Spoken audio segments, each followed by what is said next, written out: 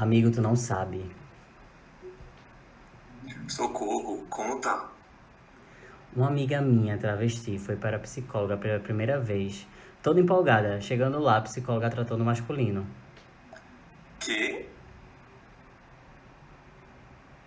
Quando minha amiga foi corrigir, a mulher falou que era porque não sabia atender a população LGBT. Eu fico passado com uma coisa dessa. Não é a primeira vez que alguém me fala isso. Vou te mandar uma postagem que vi no Insta um dia desses sobre isso. Eu conto, tu conta.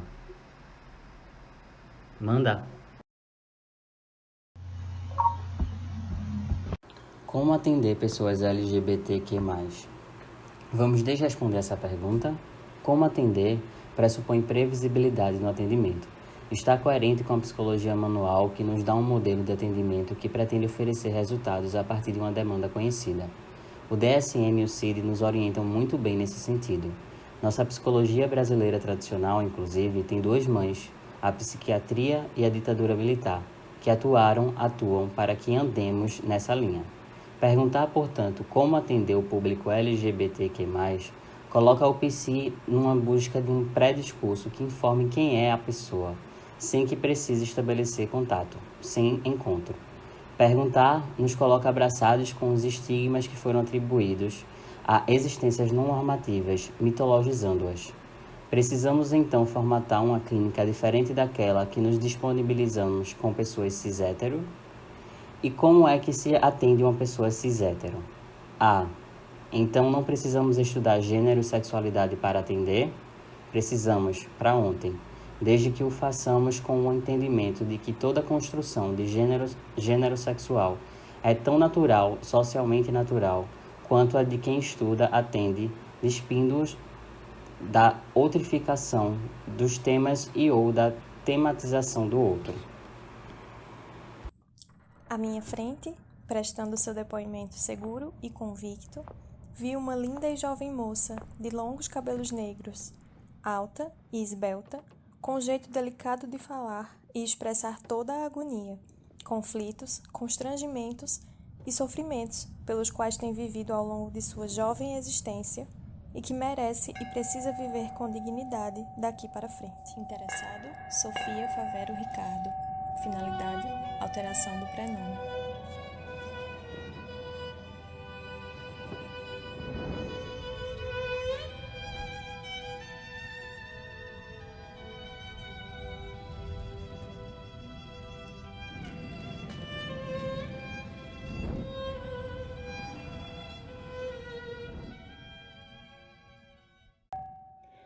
Sofia Favero, autora do texto, é uma mulher trans e psicóloga, que também é mestra e doutoranda em psicologia social. No texto, ela propõe como objetivo central um deslocamento entre a movimentação de despatologização do gênero para uma movimentação de despatologização epistêmica. E aí é importante ressaltar que essas não são noções opostas.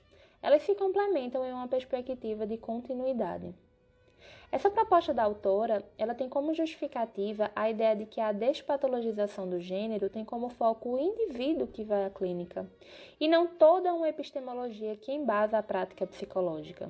Como exemplo disso, podemos pensar, por exemplo, uma discussão que a autora traz sobre o deslocamento de, ao invés de problematizar, por exemplo, apenas os efeitos da transfobia na subjetividade de travestis e pessoas trans, pensar também criticamente sobre a cisnormatividade que estrutura toda a psicologia. Para pensar sobre isso, a autora pontua ainda que não é raro que a gente encontre profissionais de psicologia que se atentam às diversas formas de ser trans no mundo e aos efeitos da cisnormatividade, mas que acabam direcionando a criticidade de seu olhar a uma perspectiva individual e não a todo o aparato psicológico construído a partir da norma cisgênero e heterossexual. Um dos principais argumentos apresentados por Sofia Favero em seu texto trata-se da ampliação do debate sobre despatologização do gênero.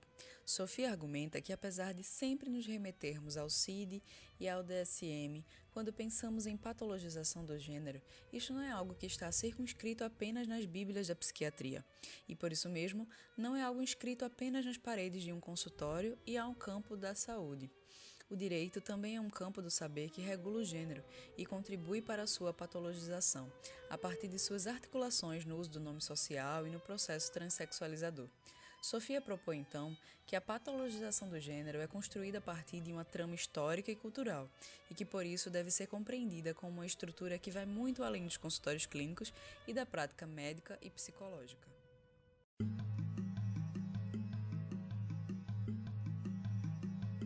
Determino outro sim que da certidão do registro público competente conste apenas a observação, registro alterado por decisão judicial, sem qualquer menção aos motivos que levaram à presente determinação, tampouco o que ocorreu por motivo de redesignação sexual ou transexual, não devendo constar sequer quais alterações foram promovidas, que somente poderão ser reveladas por decisão judicial ou em habilitação para o casamento.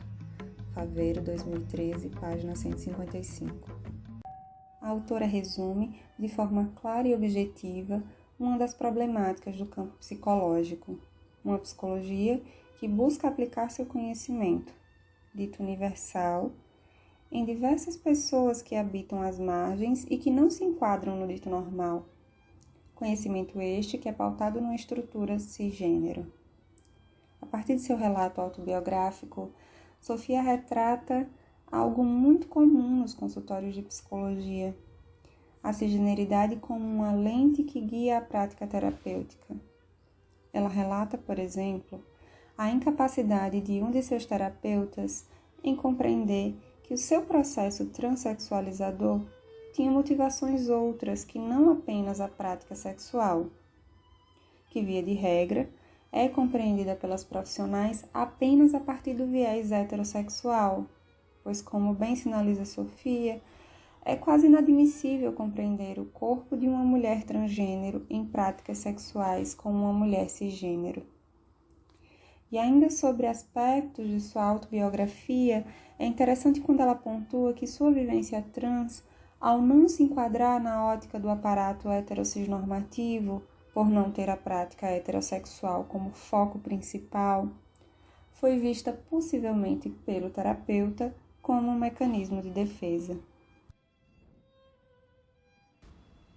Éticas outras na clínica psicológica, o Pajubá. Após tecer essas críticas, já no caminho para o final do texto, Sofia aponta algumas direções ao que ela chama de desepistemologização. Ao criticar e contrariar uma prática que se propõe neutra, ela argumenta que esse atributo da neutralidade requerido pela psicologia só é possível às pessoas cisgêneras, pois como pode um corpo trans ser neutro? E se não pode ser neutro, não está autorizado a habitar a psicologia? Sendo assim, Sofia se pergunta, poderíamos abrir mão da objetividade para colocar o aprendizado através dos corpos como a ética em saúde mental? E poderíamos repensar os nossos paradigmas da nossa profissão a partir do dialeto pajubariano, que é mais do que fala, mas também fazer? Sofia aponta que não há pretensão de pensar uma nova psicologia ou construir novas técnicas, pois não lhe cabe e não nos cabe atualizar o equívoco. Importa sim pensar éticas outras, éticas das esquinas, das diferenças, das fronteiras, disputar espaços pelas psicologias mais, que enfrentam os paradigmas engessados e não atuam a partir da imposição da neutralidade e nem têm pretensão para isso.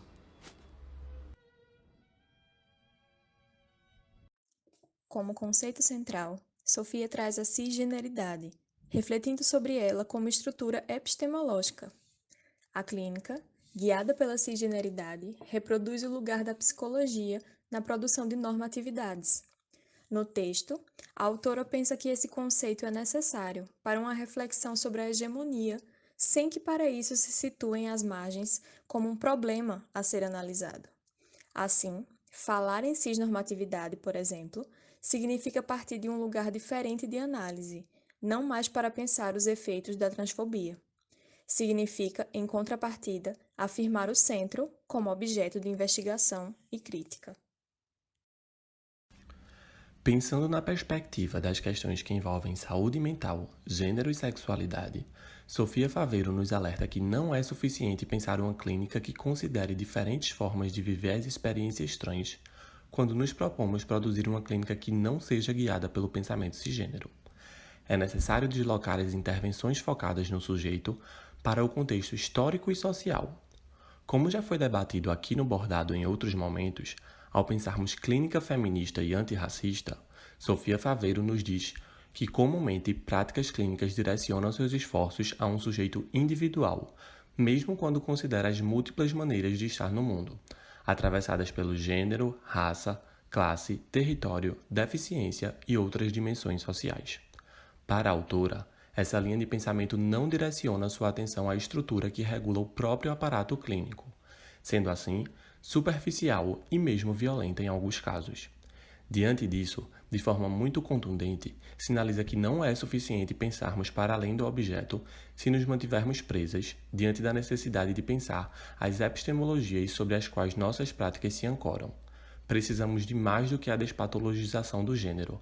É necessária a despatologização epistemológica.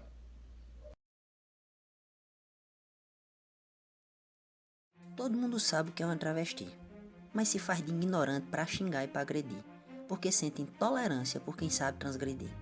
Travesti não é uma coisa, nem um bicho anormal, é somente uma pessoa com força fenomenal, que se assume como é e que vive tal e qual. Muita gente vai pensando que é dona da verdade, sai julgando a vida alheia com muita facilidade, com noia de pode tudo em toda oportunidade. Muitas não podem estudar, pois na escola vão sofrer, com deboche e exclusão, de pequena até crescer, porque a tal educação só uns poucos podem ter. As famílias não aceitam e as expulsam de casa. Muitas que vão pra rua foram antes deserdadas, sem saída e sem carinho acabaram abandonadas. Muitas são assassinadas sem a chance de viver, só porque não são iguais aos que querem prescrever um jeito certo pra tudo, sem nada a compreender. Não há nada nesse mundo que possa justificar a falta de sentimento de quem deseja matar, seja o corpo que se toca ou a gana de sonhar. Travestis são talentosas, alegres e inteligentes, criativas e esforçadas, com espírito insurgente, sabem vencer a batalha contra o ódio incoerente.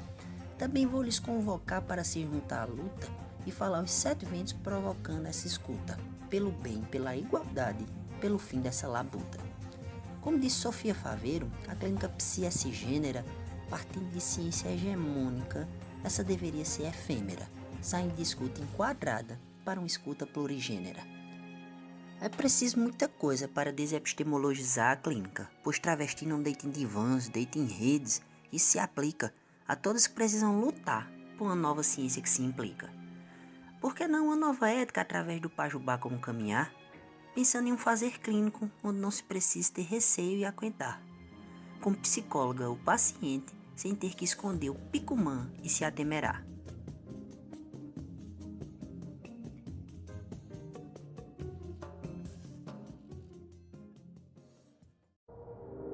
De noite pelas calçadas, andando de esquina em esquina. Não é homem nem mulher, é uma trava feminina. Parou entre uns edifícios, mostrou todos os seus orifícios. Ela é diva da sarjeta, o seu corpo é uma ocupação. É favela, garagem, esgoto e pro seu desgosto tá sempre em desconstrução.